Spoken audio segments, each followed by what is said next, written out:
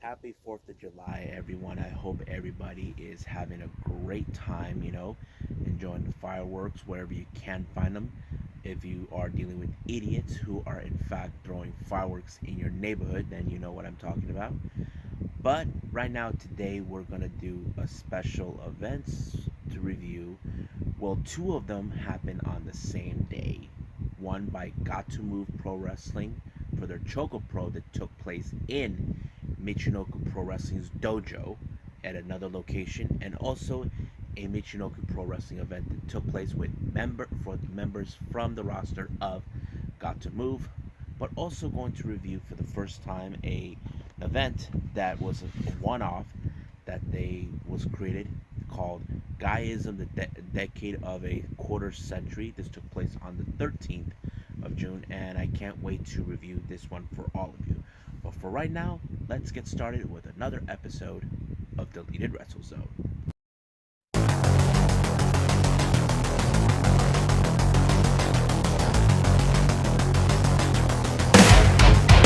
Are you ready?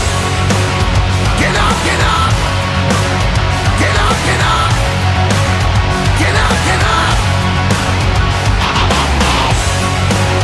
Get up, get up! Get up, get up!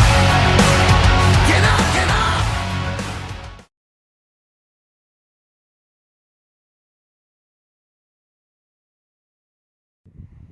Hey everyone, welcome to Deleted Wrestle Zone. All things that is pro wrestling with AEW, NXT, New Japan Pro Wrestling, Impact Wrestling, the National Wrestling Alliance, various promotions, wrestlers, matches, and championships. I'm your host, Jay right here. So, let's begin with Gatoh Move Pro Wrestling. If you've been aware recently in the previous review of Gatoh Move that I did, Emi Sakura, Balianaki, Mei Shiruga, and Chiko Ishikawa are not currently involved at their home base due to the fact they had to travel from a distance. I think they ended up going to Takisawa, Iwate province, which is in Japan. They're in fact being participating in many of the shows by Michinoku Pro Wrestling, which is very unique. So, but this time for their ChocoPro event, they decided to continue is to involve wrestlers from ChocoPro to help them out to be part of their a show that they may think is fun. So they only had two matches, so they called this ChocoPro 132 Michinoku Special. Basically, we're gonna see members of the Michinoku roster involved in ChocoPro. So let's get started with the first match. We have Chi Koishikawa teaming up with Koji Kawamura. Now, I don't know who he is, but he seems very interesting. Taking on Emi Sakura and Mei Shiruga, dressed up all in their Freddie Mercury outfits, which I like watching because we all know Emi Sakura is a big Queens fan. The match was pretty good. I have to say, Balinaki's commentary, since he normally does this English speaking, was a lot more funner when he does it. And I would have expected a whole lot when it comes to Mei Shiruga and Emi Sakura because Mei Shiruga always has the habit to play the same kind of tactics that Emi Sakura does every single time. And it played out pretty well. As for Chi and Koji, they did a good job, but however, it was Mei Shiruga that won the match. It was pretty good. I have to say, I enjoyed it. It was very entertaining. So let's move on with the next match since Mei Shiruga and Emi Sakura won this match. This one is a singles competition with Balianaki taking on Masushi, Musashi. I think that's his, pronounce it right. This is a very unusual match. Normally, we see Balianaki in singles competition. We normally know he's been involved as tag team with Mei, but this was a very good match. I have to say, very good indeed, because I hardly see Balinaki in competing in singles, but I have to say this is one of the best matches I've seen him as a singles competitor. But frankly, he wasn't strong enough, so Musashi put him out in the 1, 2, 3, and that was it. And that's all she wrote, folks. But of course, as I mentioned before, even though I don't do this, whenever I do a review of Gatoh Move, they do the Junkin, the rock paper scissors game. They decided to involve not only Koji and Musashi, also the ref. It was a pretty good. So if you guys want to know who actually won this time, it was Musashi. So he won. I was surprised, but it was really fun. But hope they get back to Tokyo to continue more with Oak Tag League, which I'm excited to see. But for now, let's move on with Michinoku Pro Wrestling.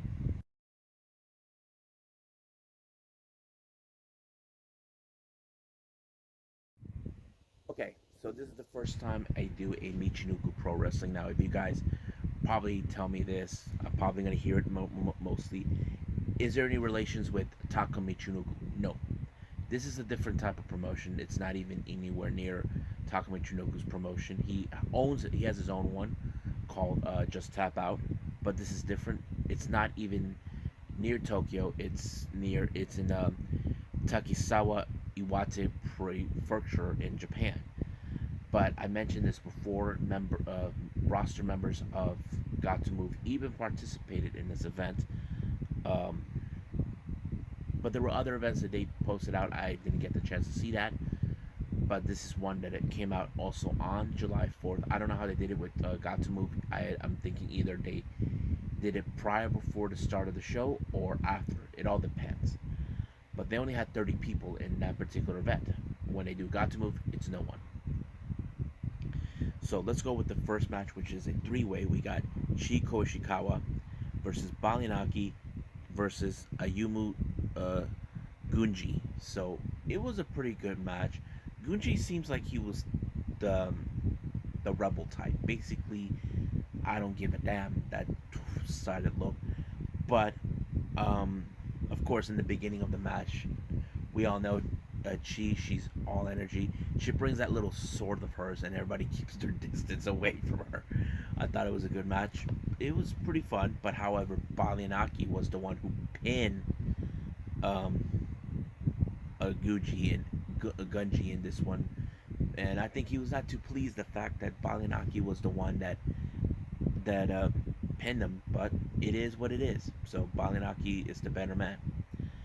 Now the final match was a 6-man tag team match, which we have, of course, Mei Shiruga teaming with Koji Kawamura and Musashi taking on Tauru Nohashi, Emi Sakura, and Ru Hugangi. Hugangi, I guess. I hope I pronounced it right. But it was a real fun experience because the thing is, seeing both May and Emmy on opposite sides, it was a lot more funner because we all know May Sugar, she's all energy as well, and she's all about having a big fun, and that's why they call her the Big Apple. But it was a really fun match, and I was surprised that it was May Sugar who pinned, um, what's his name?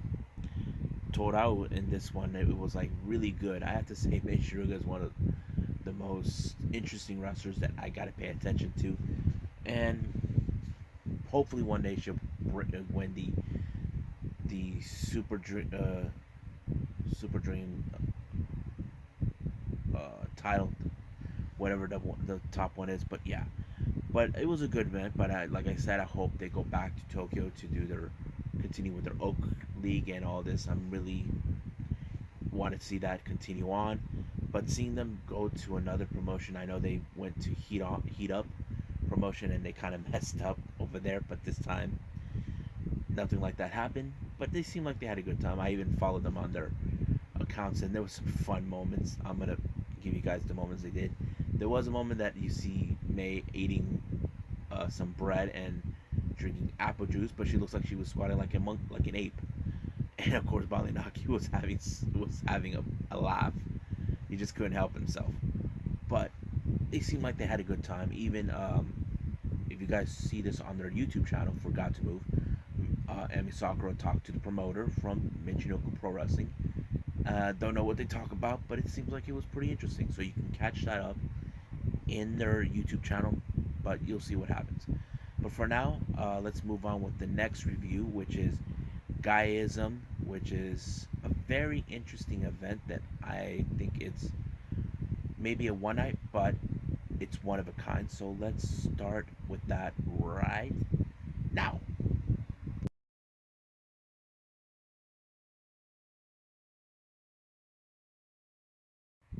Okay, so this event took place back in June 13th. This is called GAEAism Decade of a Quarter Century.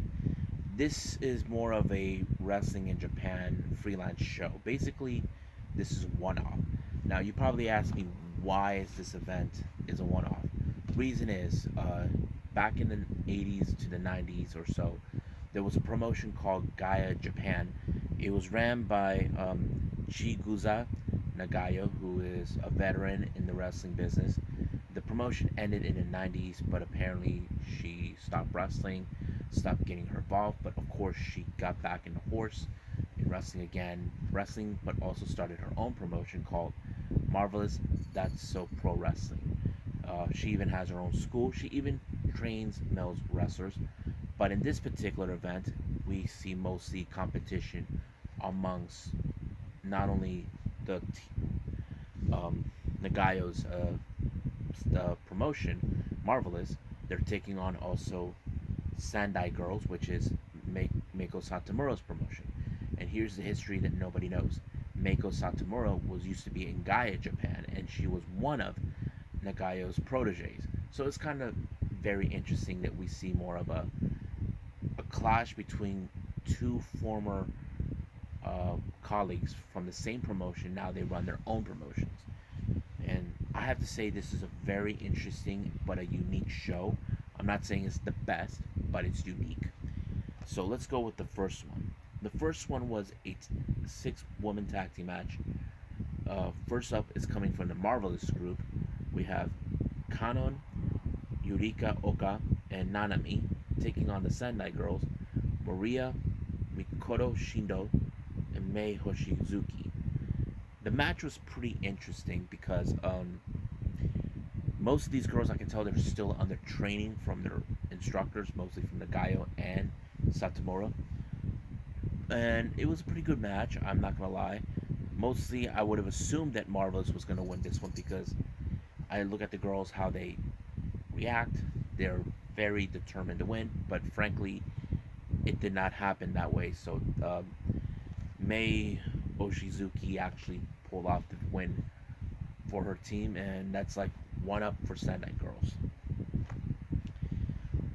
Next up, we got Leo Uzaka, also from Marvelous, one of the male wrestlers that Nagayo is teaching, taking on Shima, who is representing the Japanese promotion known as GLEAT. We would have assumed he would probably represent OWE, which is Oriental Wrestling Entertainment, but no, it's not. But it was a pretty interesting match because in the way this is more like Leo's more of a test, taking on someone like Shima. We all know Shima's a legend in the wrestling business, not to mention he made a name for himself in Dragon Gate, and that pretty much it that we enjoyed. But what I did like is how Shima is still good, he is still in the same shape, but Leo, he's still on the learning curve.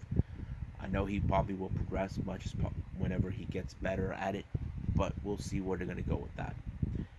The next match is the Great Sasuke from Michinoku Pro Wrestling taking on Sakura Iroda from Pro Wrestling Waves. This is not part of the Sendai and Marvelous showdown, but it was a real fun match. It looks like they have some history with each other. There was a bit of the comedy in this one. I don't know, because I don't know if that's something they were planning, but who knows. But I think the best part in the finale is when what's her name, Hiroda did this and strike right in the butthole of Suzuki, the Great Sasaki, to lose the match, allowing for Hiroda to win. I'm like, wow, that's crazy. But it was a fun match. Next up is a hardcore match. This is between the rivalry. Once again, another Marvelous and versus Sendai showdown between Ibiki from Marvelous and Dash Chizoko, Chisako from Sendai. Now, this is a hardcore match. Basically, anything could happen. Ladders, tables, and chairs, barbed wires, whatever they're bringing into the whole thing. But that match was insane. I would not have imagined. I don't know if in this particular match is way more better when I saw Ice Ribbon involved, but someone slapped me silly because I have to say this is far more better than what Ice Ribbon did with their hardcore matches or death matches, however you want to put it. But wow, really interesting. But somehow Dash Chizako was able to pull off the victory when she used the barbed wire board table to finish off the Hibiki, and it was beautifully done. I enjoyed it.